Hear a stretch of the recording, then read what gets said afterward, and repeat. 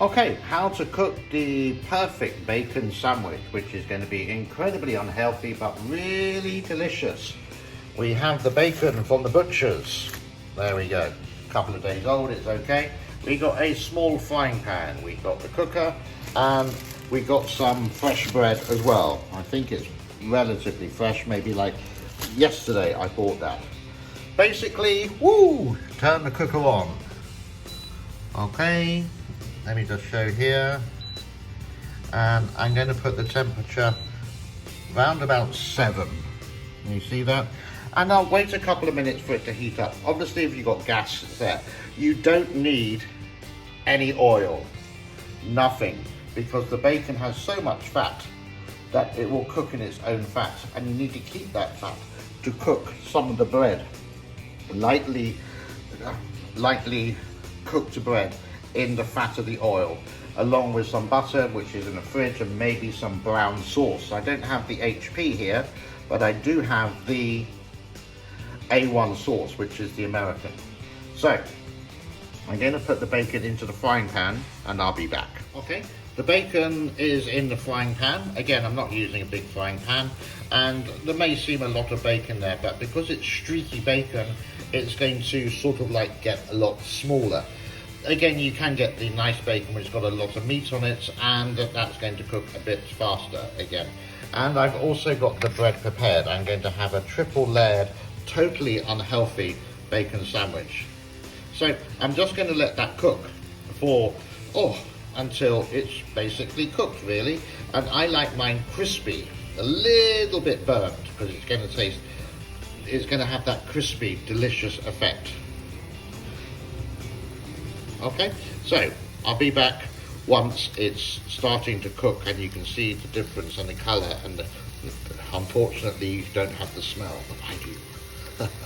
There we go, starting to cook well now. Now if it gets too hot for you, obviously just turn the temperature down. Again, if you're on gas it's going to be easy, but if you're on a cooker, just move it to one side like that, and that one, and then cool it down by turning the temperature down. And I'm using this just to move the bacon around. I always sort of recommend fresh bacon from a butcher's rather than a supermarket, or what you get in Asia is frozen bacon, because I think it just loses the taste. You don't get any flavour. It's just like a crispy sandwich that tastes a little bit of pork. You can see the reason why you don't use any oil, because if we get closer, all the bacon is producing, because of the fat, its own oil. And that's going to be really tasty when you're going to fry the bread on it a little bit later. If you could only smell on television, wouldn't it be great? Here's a question. Are you hungry? Right then, so it's starting to become crispy now, and you can see it's starting to spit a little bit. This is the time really to turn the temperature down, so you can let the bacon soak up its own juices. So I'm going to turn this down because we're on 7 at the moment on an electric cooker. I'm possibly going to turn it down to a 6 or 5.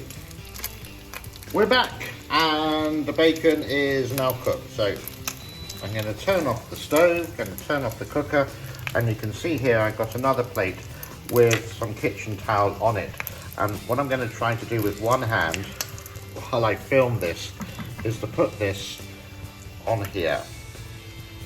So it's going to take away all that fat that may be on the bacon. Yeah. So, like that. Or I'm a little bit messy. Don't worry, my hands are clean and it is hot. The bacon needs to cool down a little bit as well, because it will be cooking in its own juices. There we go. Now we get to the bread, and basically I've taken some of the oil from the pan there, and I'm just going to lightly fry the bread. Now I'm possibly just going to do this on one side, not too sure yet, while the bacon is all there, and you can see the amount of oil that comes out of it. But we're just letting it like rest for a while, cooling down, while the bread is still cooking in the frying pan. I've turned off the heat on this, so it's just getting the remainder of it. You don't want it, can I say, sorry, my camera's going everywhere. It really depends how you want it. Okay, so I'll leave that for maybe like 1 minute on each side while the pan is still hot. And we've taken the oil out, so it's going to give that extra flavor.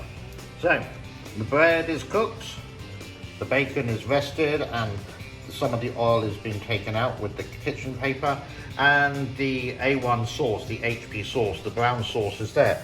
And again, make sure your hands are clean. All you need to do is that you just add the bacon as you wish.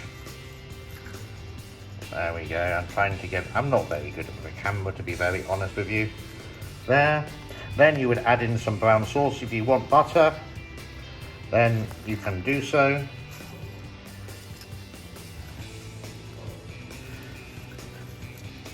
And again, if you could smell this, it's a wonderful smell. An afternoon snack. Doesn't that look delicious? If you wanted butter, yeah, just add some, but that's really unhealthy. I'm going for the I'm not going to even put on HB sauce, because that's really how I like my bacon sandwich. And there we go. The perfect bacon sandwich.